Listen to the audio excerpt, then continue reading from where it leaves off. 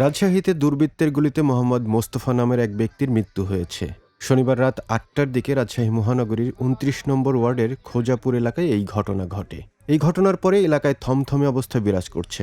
ঘটনাস্থল পরিদর্শন করেছে পুলিশ। নিহত মোস্তফার বাবা তৈমুর উদ্দিন, তিনি নগরীর ডাশমারি এলাকার বাসিন্দা। স্থানীয় সূত্রে জানা যায় তিনি এশার নামাজ শেষে বাসায় ফিরছিলেন। এ সময় দুর্বৃত্তরা তাকে গুলি করে।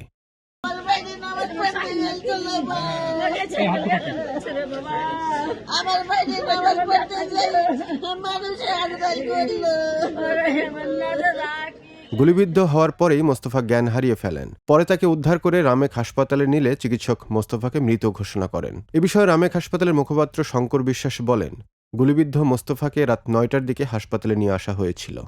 হাসপাতালে আনার আগেই তিনি মারা গেছেন। ৩৫ নামের একটি রোগী গুরুতর আহত অবস্থায় আসেন। পরবর্তীতে কর্তব্যরত চিকিৎসক তার পরীক্ষা নিরীক্ষা করে দেখেন তার ডান পায়ের উরুর নিচে একটি গুলিবিদ্ধ আছে এবং উনি পরীক্ষা নিরীক্ষা করে তাকে মৃত ঘোষণা করেন। বিষয়টি নিয়ে মতিহার থানা পুলিশের ভারপ্রাপ্ত কর্মকর্তা ওসি আবুল কালাম আজাদের মুঠোফোনে কল করা হলে তিনি রিসিভ করেননি। এ বিষয়ে তার কোনো বক্তব্য পাওয়া যায়নি। উনি দিন খাটে দিন খায়, উনি কোনো রাজনীতির সাথে জড়িত নয়, পাট খেতে খায়। ওনার কিছুদিন আগে একটা মেয়ে মারা গেল, ওই শোকই মানে করতে পারেনি, আবার উনি আজকে মনে করেন দুর্ঘটনা।